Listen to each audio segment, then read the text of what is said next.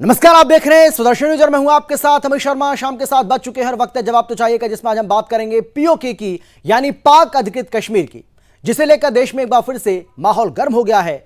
13,296 वर्ग किलोमीटर पाकिस्तान के कब्जे वाले इलाके को भारत में मिलाने की तैयारी हो रही है।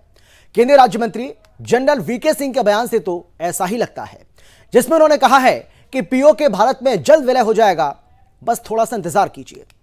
इस बात में दम भी नजर आ रहा है, क्योंकि पाकिस्तान गरीबी और कंगाली के दलदल में जिस तरह से धंसता नजर आ रहा है, उससे वहां आने वाले समय में गृह युद्ध के आसार बढ़ रहे हैं। और ऐसा होता है तो पाकिस्तान के कई टुकड़े हो जाएंगे और पीओके की जनता खुद ब खुद तिरंगा उठा लेगी और पीओके में भी जल्द ही भगवा लहराएगा। ऐसे में भारत को अपनी तरफ से कोई प्रयास नहीं करना पड़ेगा और जिस तरह से आए दिन अखंड भारत की बातें होती हैं, उस दिशा में अपने आप देश बढ़ चलेगा। दिल्ली में जब दुनिया भर के नेता जुटे तो तस्वीरें पाकिस्तान में भी जबरदस्त तरीके से देखी गई। वहां के लोग, खासतौर से पीओके की जनता को यह समझ में आ रहा है कि 1947 की उस गलती के बाद भारत इन 75 सालों में चंद्रमा पर पहुंच गया और पाकिस्तान को दुनिया के सामने हाथ फैलाना पड़ रहा है। पीओके की जनता कई बार पीएम मोदी से मदद मांगते भी देखी गई है और उनका कहना है कि भारत के प्रधानमंत्री उन्हें पाकिस्तान से स्वतंत्रता दिलाएं और वो चाहते हैं कि पीएम नरेंद्र मोदी उन्हें बचाएं, क्योंकि वहां लोग अब भूख से मरने लगे हैं। इधर जनरल वीके सिंह का बयान आया, उधर विपक्ष ने मामले पर राजनीति भी शुरू कर दी। कांग्रेस और शिवसेना समेत कई विपक्षी दलों ने सरकार की मंशा पर सवाल उठाए। विपक्षी दलों का कहना है कि सरकार को पीओके पर बात करने से पहले एलएसी और मणिपुर में शांति बहाल करनी चाहिए।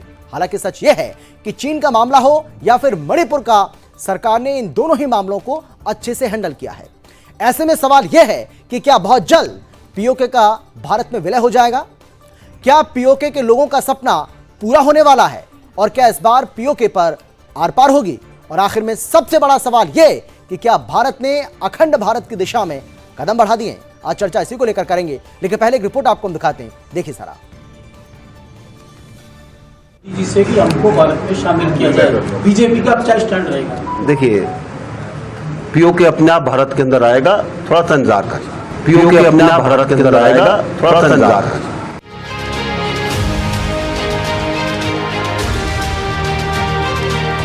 ये बयान केंद्रीय राज्य मंत्री सड़क परिवहन एवं राजमार्ग और पूर्व सेना प्रमुख रिटायर्ड जनरल वीके सिंह का है, जिन्होंने कहा है कि पाकिस्तान अधिकृत कश्मीर यानी कि पीओके अपने आप ही भारत में शामिल हो जाएगा। इसके लिए आपको बस थोड़ा सा इंतजार करने की जरूरत है। दरअसल राजस्थान में एक कार्यक्रम के दौरान जब उनसे पूछा गया कि पीओके में लोग भारत के साथ विलय की मांग कर रहे हैं, इस मुद्दे पर बीजेपी का क्या रुख है, इस सवाल के जवाब में उन्होंने पीओके के भारत में विलय की बात कही। ये बयान इस बात का संकेत देता है कि अब वो दिन दूर नहीं जब भारत माँ के मुकुट कहे जाने वाले कश्मीर का पूरा हिस्सा भारत में शामिल हो जाएगा। लेकिन केंद्रीय मंत्री वीके सिंह के बयान के बाद सियासत करने वाले भी उठ खड़े हुए हैं।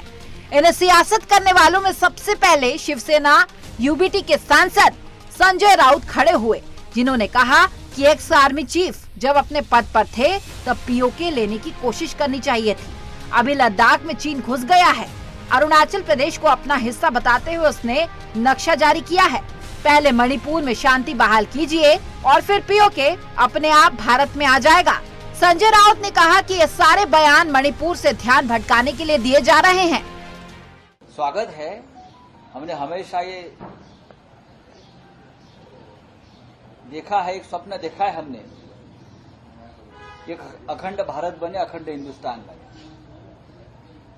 पाक ऑक्युपाइड कश्मीर जो है, हम हमेशा बोलते हैं हमारा हिस्सा है, लेकिन एक्स आर्मी चीफ जब अपने पद पर थे तब ये लेने की कोशिश करनी चाहिए थी आर्मी चीफ ने। अब कैसे आप ले सकते हो? हम आपका स्वागत करेंगे अगर उस बारे में कोई पहल होती है तो, लेकिन उससे पहले मणिपुर को शांत कीजिए। मणिपुर तक चाइना घुस गया है। राहुल गांधी जी जो कह रहे हैं कि लद्दाख में चीन घुस गया है, 20,000 वर्ग किलोमीटर जमीन कब्जे में ली है।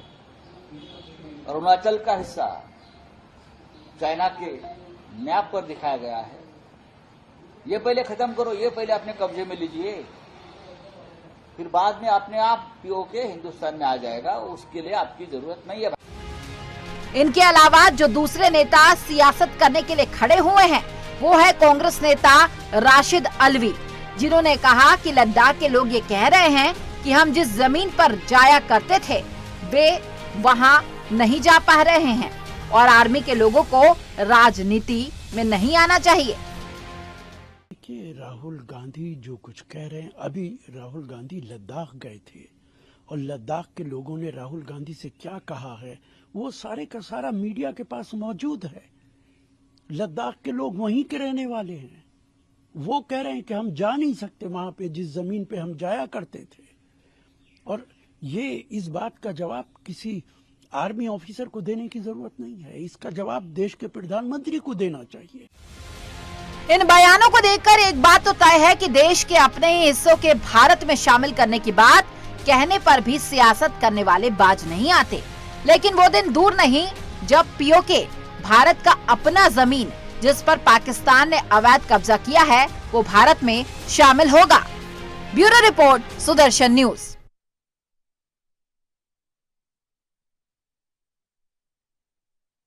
पीओके अपने आप भारत के अंदर आएगा, थोड़ा सा इंतजार करिए। लद्दाख के लोग वहीं के रहने वाले हैं। वो कह रहे हैं कि हम जा नहीं सकते वहां पे जिस जमीन पे हम जाया करते थे। और ये इस बात का जवाब किसी आर्मी ऑफिसर को देने की जरूरत नहीं है, इसका जवाब देश के प्रधानमंत्री को देना चाहिए। आर्मी ऑफिसर क्यों बोल रहे, वो राजनीति के अंदर क्यों आ रहे? उनको राजनीति में नहीं आना चाहिए। हम आर्मी के लोगों की इज्जत करते हैं, लेकिन उन्हें भारतीय जनता पार्टी के साथ नहीं खड़ा होना चाहिए। ऐसा कोई बात है तो उसका जवाब भारत सरकार को देना चाहिए, डिफेंस मिनिस्टर को बोलना चाहिए, प्राइम मिनिस्टर को बोलना चाहिए और सफाई के साथ कहना चाहिए कि क्या हालात है।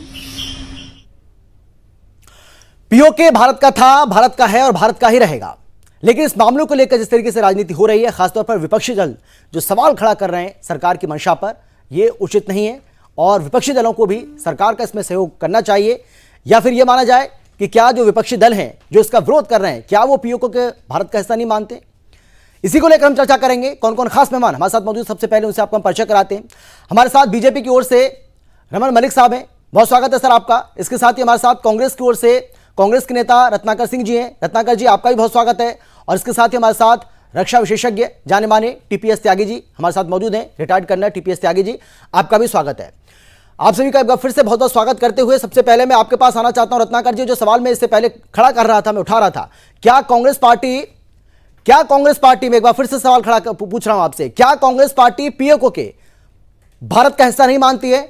और अगर हिस्सा मानते हैं आप तो फिर सवाल क्यों? रत्नाकर जी।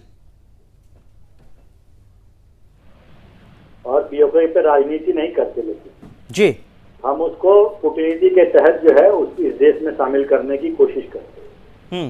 लेकिन भारतीय जनता पार्टी हर एक चीज की राजनीतिकरण करने की कोशिश करती है। काम करना है या नहीं करना है वो तो बाद में देखा जाएगा, लेकिन देश की जनता को ये संदेश जरूर पहुंचाना है कि हम ये करना चाहते हैं। हम यूसीसी लाना चाहते हैं, हम वन नेशन वन इलेक्शन चाहते हैं, हम एनआरसी चाहते हैं, हम सीएए चाहते हैं, हम पीओके चाहते हैं। ये तमाम शगुफे जो है ये छोड़कर भारतीय जनता पार्टी ये लोगों को गुमराह करने की कोशिश कर। आज परिस्थिति ये है अमित जी कि चाइना जो है हमारे देश में घुस के आके बैठा है, जमीन को कब्जा कर लिया है। जो पेट्रोलिंग पॉइंट हम पहले जाते थे और वहां पे पेट्रोलिंग करके आते थे फिंगर 8 तक, वो आज हम नहीं जा पा रहे हैं। सच तो यही है। हमारे जवानों से पीएलए के लड़ाई हुई, 20 जवान हमारे शहीद हुए। कहीं न कहीं कूटनीतिक विफलता भी उसमें देखने को मिली।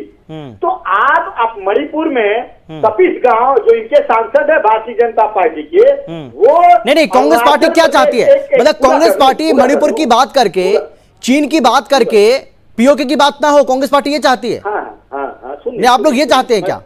प्रश्न का जवाब दे देता हूँ जी। आज हमारे देश की भूमि को चाइना कब्जा कर रहा है, तपीस गांव जो सांसद है भारतीय जनता पार्टी के, वो कह रहे हैं कि अरुणाचल प्रदेश में 50 से 60 किलोमीटर नहीं, लेकिन रत्नाकर जी दिक्कत क्या है ना, रत्नाकर जी कांग्रेस पार्टी के साथ दिक्कत क्या है? आप सवाल सुनिए ना सर, मेरी बात सुनिए ना आप। रत्नाकर जी कांग्रेस पार्टी के साथ दिक्कत क्या है? दिक्कत यह है कि राहुल गांधी आरोप तो लगा देते हैं।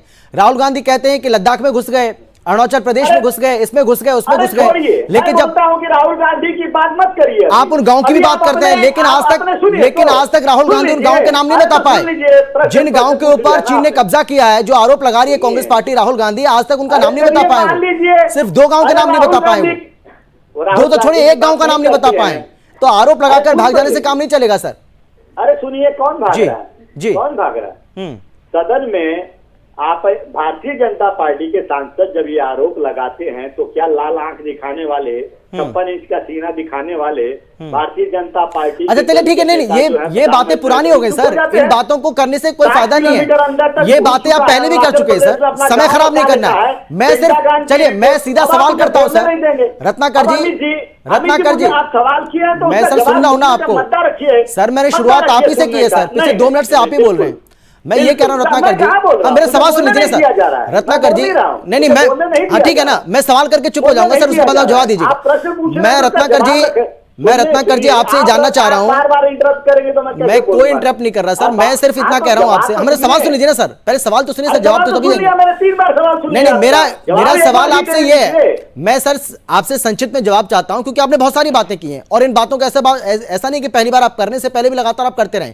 मैं आपसे ये जानना चाह रहा हूं कि पीओके जो कि भारत का हिस्सा है, भारत का हिस्सा था, भारत का हिस्सा रहेगा, और भारत सरकार अगर उसको वापस लेना चाहती है तो कांग्रेस पार्टी उसमें क्या सरकार के साथ है या नहीं, और क्या कांग्रेस पार्टी ये मानती है कि पीओके भारत का हिस्सा है या फिर नहीं, हाँ या ना? बस छोटी सी बात है, छोटे से सवाल में आपसे पूछ रहा हूं सर, आप पता नहीं क्यों उसको जलेबी बना रहे हैं, बोलिए आप। बहुत खुश होंगे, लेकिन उसमें गंभीरता कितनी? आज चीन हमारे देश की भूमि को कब्जा कर लेता, उसको तो छुड़ा नहीं पा रहे हैं, और आप शगुफा देते रह रहे हैं कि हम पीओके को ला रहे हैं, हम पीओके को ला रहे हैं। सर जम्मू कश्मीर से 370, सर जम्मू कश्मीर से 370-35 को हटाया गया ना प्रधानमंत्री, सर जम्मू कश्मीर से 370-35 को हटाया गया, जिस पर आप बहुत सारी बातें करते थे। आप कहते थे खून की नदियां बहेंगी, आप और भी बहुत सारी बातें करते थे। मैं सर आपके सवाल का जवाब दे रहा हूं।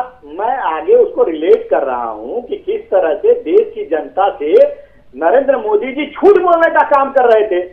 वहीं पे कह रहे थे ना कि पीएलए हमारी सीमा के अंदर घुसा नहीं है, जबकि रक्षा मंत्री ने उसका खंडन किया, और बाद में झड़प भी हुई जिसमें अच्छा चलिए ठीक है रत्नाकर जी, मैं आऊंगा आपके पास, ठीक है ठीक है जनता को रत्नाकर जी मैं आपके पास आ रहा हूँ, रत्नाकर जी मैं आपके पास आ रहा हूँ, जवाब ले लेते हैं मलिक साहब लाने का काम कौन कर रहा है? भारतीय जनता पार्टी। अच्छा ठीक है ना सर, हम तो बहुत खुश होंगे पीएसओ को आज मिला ले हमारे देश में। अच्छा ठीक है, मैं समझ गया, ठीक है मैं समझ गया आपकी बात। मलिक साहब भाई आप कह तो रहे हैं, लेकिन लेंगे कैसे? सवाल ये है जो रत्नाकर जी भी पूछ रहे हैं कि आप ये शिगुफा तो नहीं है जो आरोप लगा रही है कांग्रेस पार्टी, और रत्नाकर जी भी इस बात को कह रहे हैं भाई आप लेंगे पीओके को वापस, लेकिन लेंगे वापस कैसे लेंगे? रणनीति क्या होगी?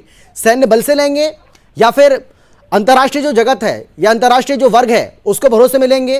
पीओके की जो जनता जो वैसे ही हमारे साथ है, वहां से लगातार आवाज आ रही है, वो आवाज उठा ही रहे हैं, वो तो चाहते हैं कि वो मिल जाए हमारे साथ, वो विलय कर लें, लेकिन फिर भी रणनीति क्या होगी? कैसे मिलाएंगे वापस लेंगे, लेकिन लेंगे कैसे?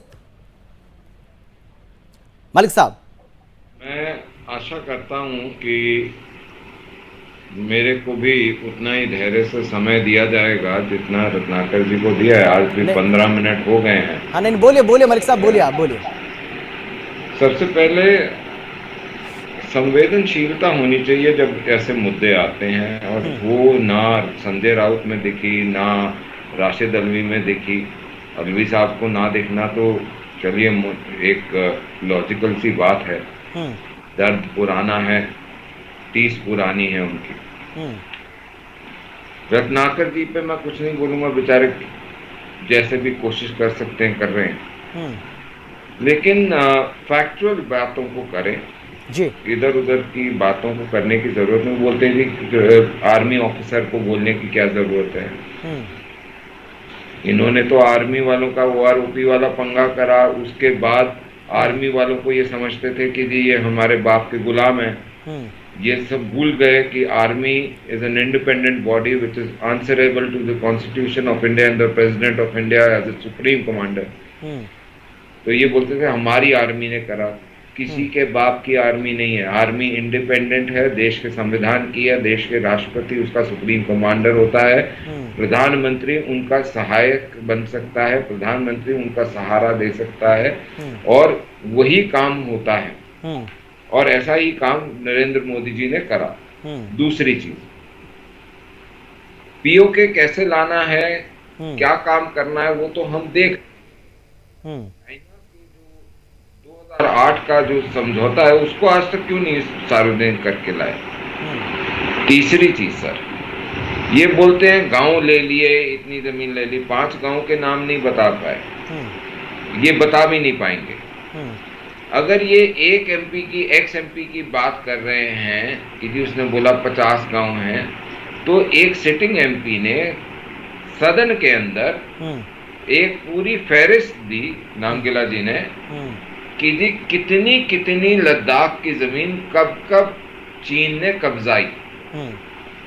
एंटोनियो माइनो के पुत्र एंटोनियो माइनो की बेटी, एंटोनियो माइनो के गुलाम, एंटोनियो माइनो के चमचे, कोई वहां बैठे हुए जवाब नहीं दे पाए कि जी जो काम चाचा नेहरू ने करा। नहीं भाई, आप नहीं मलिक साहब आपकी मंशा पर भी सवाल इसलिए खड़ा किया जा रहा है। हाँ, आपकी मंशा पर भी सवाल इसलिए खड़ा किया जा रहा है, मतलब बीजेपी की, क्योंकि भाई पीओके भारत का है, भारत का था, भारत का ही रहेगा, इसको कहने से काम नहीं चलेगा। भाई आरोप यह है कि ये बात तो आप बहुत सालों से करते आ रहे हैं, पिछले 9 साल से तो आप ही की सरकार है, आप लगातार ये बात करते आ रहे हैं। पिछले कार्यकाल में भी तमाम जो मंत्री रहे उन्होंने, उनकी तरफ से ऐसे बयान सामने आए, लेकिन हुआ क्या उस पर? अब तक उस पर हुआ क्या? अभी भी आप उसी बात को दोहरा रहे हैं। अमित जी जी, ऐसे ही कुछ लोग ये बोलते थे कि मंदिर वहीं बनाएंगे, तारीख नहीं बताएंगे, याद है? बिल्कुल सही बात है। मुंह पे जनवरी 2024 का ताला पढ़ दिया गया। दूसरी बात, 370, किसी के बाप में दम नहीं है 370 हटाने का। खून की नदियां बह जाएंगी, तिरंगा उठाने वाला कोई नहीं रह जाएगा, वो भी हो गया। उसके अलावा यूसीसी की भी बात चल रही है, और विषय भी जो हमने बार बार कहे थे वो हम पूरे कर रहे हैं। अब मैं आपसे एक बात पूछता हूं, और ये फैक्चुअली बात कर्नल साहब भी शायद इत्तेफाक रखेंगे, 89 की शायद बात है। राजीव गांधी जी चाइना की विजिट पे गए हुए थे। इंडिया अपना मेन बैटल टैंक, मेरे ख्याल से उस समय T-72 होता था, अगर मैं गलती नहीं खा रहा हूं, उसको लद्दाख पहुंचा चुकी थी। और उस समय ये बोला गया कि वहां पे साइन हो गया है, आप टैंक नहीं बिठाएंगे वहां पे। ये मैं 89 की बात कर रहा हूं। उसके बाद इंडियन आर्मी को बड़ी मुशक्कत करके उन सारे टैंकों को, पूरी जो टैंक का एक पूरी बटालियन थी, उसको उनको 3-4 हिस्से में ब्रेक करके IL-72 या IL-17 का क्या हवाई जहाज होता है जो ट्रांसपोर्ट का था, उसमें because of the air pressure और दूसरे कंस्ट्रेंट उन्हें टुकड़ों में लेकर आना पड़ा और रीअसेंबल करना पड़ा। वहां ऊपर जाते हुए जितना टाइम लगा उससे 6 गुना ज्यादा टाइम को नीचे लाते हुए। तो प्रॉब्लम मैं ये बता रहा हूँ कि जो हमारी आर्मी अपनी स्ट्रैटेजी बनाती है उसके ऊपर बंटाधार करने वाले यही लोग हैं। दूसरी चीज, ये संजय राउत जैसे बिना एड्रेस के, बिना पोस्टेज स्टैंप के लिफाफे ये प्रूफ मांगते हैं और ये चीजें बोलते हैं। मैं इनसे पूछना चाहता हूं कि तुम्हारे होने का क्या है? आज तो तुम ये लड़ाई लड़ रहे हो कि तुम बाला साहब ठाकरे के वंशज भी हो या नहीं हो, ठीक है, उनकी लेगेसी के वंशज। ठीक है मलिक साहब, मैं आऊंगा आपके पास जी। ठीक है, मैं लौटूंगा आपके पास। मैं मलिक साहब आ रहा हूं आपके पास। टीपीएस त्यागी जी, मैं आपसे जानना चाह रहा हूं, आप जनरल वीके सिंह के इस बयान को कैसे देख रहे हैं, और भारत सरकार की मंशा पर जो सवाल खड़े किए जा रहे हैं उस पर आपका क्या कहना है? और मैं ये भी आपसे जानना चाहता हूं कि पीएके को हम भारत वापस लेगा, भारत में इसका विलय होगा, कैसे होगा ये सरकार तय करेगी, लेकिन सवाल तो ये खड़ा हो रहा है ना कि ये बात तो बहुत पिछले काफी समय से लगातार कही जा रही है, लेकिन अभी तक उस पर कितना काम हुआ? देखिए, आर्मी की तरफ से तो ये साफ कर दिया गया है, एक बार नहीं कई बार, हमारे लेफ्टिनेंट जनरल द्विवेदी ने भी, जो आर्मी कमांडर है वहाँ, ये बता दिया कि we are competent to take PoK the moment we get instruction from the parliament, we will do it. इसका मतलब हम पीओके को लेने में सक्षम हैं। अब दूसरी बात, मिलिटरीली ना लिया जाए और उसको किसी डिप्लोमेटिक तरीके से या किसी और तरीके से लिया जाए, ऐसी सिचुएशन बनती हुई दिखाई दे रही है। आपके सामने है कि पीओके में सैकड़ों नहीं, हजारों नहीं, लाखों लोग सड़कों पर उतर आए हैं। एक बार नहीं, कई बार उतर आए हैं। और वो सीधे सीधे ये कह रहे हैं कि मोदी जी हमें पाकिस्तान से स्वतंत्रता दिलाइए। कारण ये कि नीलम और झेलम पे चाइना पाकिस्तान इकोनॉमिक कॉरिडोर के अंदर हाइड्रो इलेक्ट्रिक डैम बनाए गए, बिजली उत्पादन की गई, मगर वो बिजली इतनी महंगी थी कि जिन्होंने मेहनत की, जिनकी वो जमीन, वो उसे खरीद ही नहीं सके। दूसरा, पीओके के साथ पाकिस्तान ने दुभान किया, एक गलत व्यवहार किया। ऐसी भी एक सिचुएशन आई थी कि जब एलओसी के इस तरफ 4 लाशें पड़ी थी, उसमें से 2 लाशें पीओके के आतंकियों की सो-कॉल्ड थी और 2 बैठ की थी, यानी कि बॉर्डर एक्शन टीम थी। तो पाकिस्तान के लोग उन लोगों को ले गए और पीओके को छोड़ गए, यानी कि इस किस्म का पीओके के लोगों के साथ व्यवहार किया गया। ऊपर से शिया सुन्नी में जो रिफ्ट पैदा की गई, वो पाकिस्तान के विचार की थी। अब जो शिया के मुखिया थे, उन्हें ब्लास्फेमी के केस में अरेस्ट कर लिया गया। ऐसे में अगर वो खुद ये कह रहे हैं कि हमें हिंदुस्तान में मिलना चाहिए, तो मैं एक सवाल ये पूछ रहा हूँ कि हमारी 94 में संसद ने ये कह दिया था कि पीओके हमारा है। ओके, अगर पीओके हमारा है तो पीओके के लोग भी तो हमारे होंगे। बिल्कुल सही। और अगर पीओके के लोग भी हमारे हैं और वो ये कह रहे हैं कि हम भारत में आना चाहते हैं, तो क्या हमें उसकी मदद नहीं करनी चाहिए? और अगर मदद करनी चाहिए तो मदद हर एंगल से नहीं करनी चाहिए। अगर आवश्यकता पड़ी तो एलिमेंट ऑफ फोर्स का भी इस्तेमाल करना चाहिए। अब बार बार ये सवाल उठाया जाता है कि कब कब कब। भाई, we will do a thing at the time and place of our choosing, we will do it, और we will do it time and place of our choosing. इसके बारे में जनरल वीके सिंह ने कहा। मैं जनरल वीके सिंह को personally जानता हूँ, बहुत कम शब्दों के आदमी है वो। उन्होंने जो ये कहा कि अपने आप हो जाएगा, इसमें काफी कुछ सच्चाई है। इसमें काफी कुछ सच्चाई है, क्योंकि अब आप ये सोच लीजिए कि पाकिस्तान न केवल पीओके की वजह से परेशान है, और बल्कि पाकिस्तान के लोग ये कह रहे हैं कि देखिए हमारे यहाँ जमहूरियत मजबूत हो रही है। हाँ साहब, आपकी जमहूरियत 1971 में भी मजबूत हुई थी, जब आपने बांग्लादेश में ऑपरेशन सनलाइट चला के वहां के लोगों का बलात्कार और कत्लेआम किया था। नतीजा देख लिया आपने। अगर आप यहाँ कहेंगे कि लोगों का प्रदर्शन करना जमहूरियत की मजबूती है, तो ये इतिहास दोहराता है, यहाँ भी होगा। इतना भी मान लेते। अब एक last stroke in the wheel ये है कि क्या अफगानिस्तान के बॉर्डर पे अब तालिबान, जिनका ये समर्थन करते थे, जिनकी वजह से इन्होंने हिंदुस्तान और सारी दुनिया के साथ दोगुना व्यवहार किया, अब वो तालिबान अंदर घुस है 40 किलोमीटर। उन्होंने पाकिस्तान की एक पूरी की पूरी चौकी के ऊपर कब्जा कर लिया। शुरू में ये कहते रहे ये तो तहरीके तालिबान, वो जो टीटीपी है ये उसकी वजह से है, लेकिन अब खुद तालिबान आ गए। यानी कि अफगानिस्तान बॉर्डर पे भी ये हाल, इधर भी ये हाल, तो पाकिस्तान ने टूटने के कगार पे है। हम नहीं चाहते कि टूटे, लेकिन पीओके का हिंदुस्तान में मिलना appears to be inevitable, it is only a question of time. बिल्कुल। और टीपीएस त्यागी जी, सबसे बड़ी बात तो यह है कि वहां के जो लोग हैं वही चाहते हैं, वही बार बार प्रधानमंत्री मोदी से गुहार लगा रहे हैं, और तमाम तस्वीरें दुनिया के सामने भी आई हैं, देश के सामने भी आई हैं, और पाकिस्तान इस बात को बखूबी जानता है। और इसको लेकर भी अगर सवाल खड़ा किया जा रहा है तो ये वाकई में इसको उचित नहीं कहा जाएगा, और ये दुर्भाग्यपूर्ण भी है। रत्नाकर जी, मैं एक बार फिर से आपके पास आना चाहूँगा, और जो रमन जी कह रहे थे उसका जवाब दीजिए। रमन जी कह रहे थे कि भाई आप तो ये भी कहते थे कि मंदिर वहीं बनाएंगे लेकिन तारीख नहीं बताएंगे। आप ये कहते थे कि जम्मू कश्मीर से धारा 370-35 को हटाने पर खून की नदियां बहेंगी और पता नहीं बहुत सारी बातें आप कहते थे, लेकिन हो गया। तो इसके लिए भी थोड़ा सा इंतजार करिए। इतनी जल्दबाजी क्या है और क्यों आपको लगता है कि सरकार ऐसा नहीं कर सकती है या सरकार सक्षम नहीं है? बहुत सारे ऐसे मामले, ऐसे काम हैं जो सरकार ने करके दिखाएं, जिनके बारे में आपको लगता था कि ये तो अप्रत्याशित है एकदम, और हुआ। रत्नाकर जी,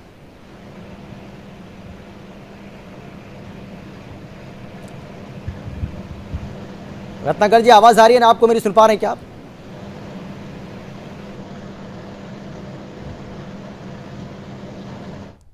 रत्नाकर जी, मुझे ऐसा लग रहा है आपने म्यूट कर दिया अपना फोन ना, उसको अनम्यूट करिए प्लीज। हाँ, मेरी आवाज आ रही है? हाँ हाँ, अब आ रही है, अब आ रही है। दीजिए मेरे सवाल का जवाब दीजिए।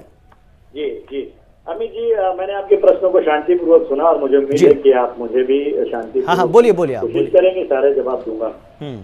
देखिए, भारतीय जनता पार्टी की फितरत रहती है, ये आप कोई भी मुद्दे पे अगर बात करेंगे उसको आप घुमा फिरा के ये मंदिर, मस्जिद, 370, ये सब 3 तलाक, इन्हीं मुद्दों पे लेके आए। अब मैं कहूंगा कि आपने महंगाई कम, मतलब कांग्रेस पार्टी के लिए नहीं, अब मैं आप सुनेंगे नहीं सर, आप सुनेंगे नहीं, आप अगर ऐसी बात करेंगे तो सर मुझे तो बोलना पड़ेगा ना सर। आप बताइए कि आप बोल लीजिए, आपको लगता है कि मुद्दा नहीं है? नहीं, इस तरह से अच्छा चलिए बोलिए आप।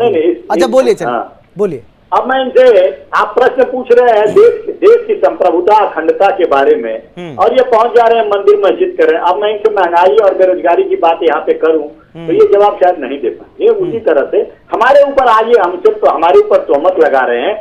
जिस कांग्रेस पार्टी ने भारत की सेना को विश्व में 5वीं सबसे मजबूत सेना बनाया, उस कांग्रेस के ऊपर तोहमत लगा रहे हैं। जिस कांग्रेस के प्रधानमंत्री इंदिरा गांधी ने पाकिस्तान के 2 टुकड़े कर दिए, उस पर तोहमत लगा रहे हैं। अरे आप तो वो जो 50-60 किलोमीटर अंदर अरुणाचल में घुस गया उसको तो छुड़ा नहीं पा रहे भाई साहब, और तोहमत हमारे ऊपर लगा रहे हैं। और देखिए अमित जी, मैं एक चीज कहना चाहूंगा, ये कितनी बड़ी कूटनीतिक विफलता है इनकी कि हमारे देश में G20 का सम्मेलन हो रहा था, और G20 के सम्मेलन में हमने अपने कार्यक्रम श्रीनगर में भी किए और अरुणाचल प्रदेश में भी किए। ऐसी परिस्थिति, ये कहते हैं कि हम लाल आंखें दिखाएंगे, हम 56 इंच का सीना दिखाएंगे, लेकिन ये कूटनीतिक विफलता ही है कि हमारे अंदरूनी मामले में भी चाइना और पाकिस्तान ऑब्जेक्शन ले रहे हैं, और प्रधानमंत्री नरेंद्र मोदी जी को सफाई देनी पड़ रही है। आखिर में जब हमारे घर में कोई कार्यक्रम होता है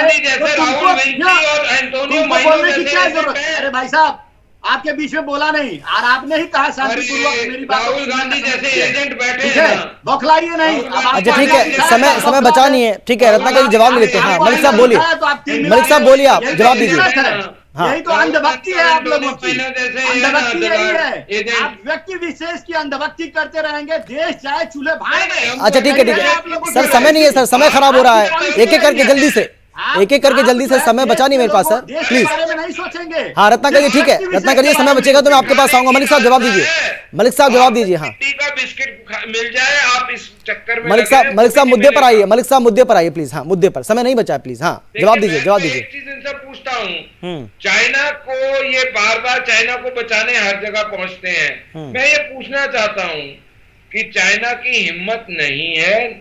मैं आपको ये स्पष्ट रूप से बता सकता हूँ, राहुल गांधी जहां नहीं गए, मैं त्रिशूल में रात को रह कर आया हूँ। हमारे शहीद हुए, अरुणाचल प्रदेश में चाइना अंदर घुस गया, लद्दाख में चाइना अंदर घुस गया।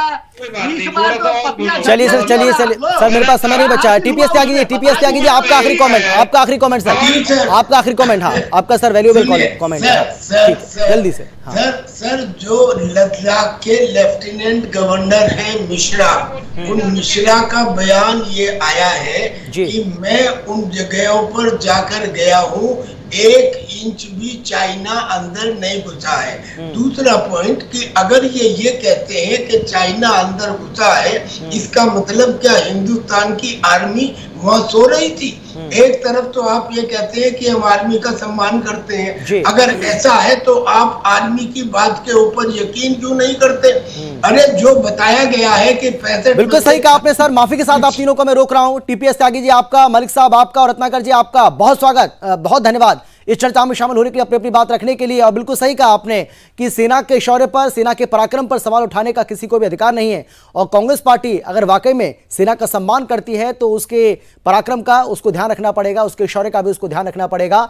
अगर वो ये कहते हैं कि चीन जो है वो हमारी सरजमीन पर आ गया है, हमारी जमीन पर आ गया है, वो कब्जा कर रहा है, तो इससे भी कहीं ना कहीं सेना का जो मनोबल है वो कम होता है। लेकिन इन सब के इतर पीओके में बहुत जल्द भगवा लहराएगा, बहुत जल्द तिरंगा वहां के लोग उठाने वाले हैं, इस बात की उम्मीद की जा सकती है। और ऐसा लग रहा है कि भारत सरकार ने भी अखंड भारत की तरफ अपने कदम तेजी से बढ़ा दिए हैं। फिलहाल इतना ही, लेकिन देश और दुनिया की बाकी खबरों के लिए आप देखते रहिए सुदर्शन न्यूज। जय हिंद।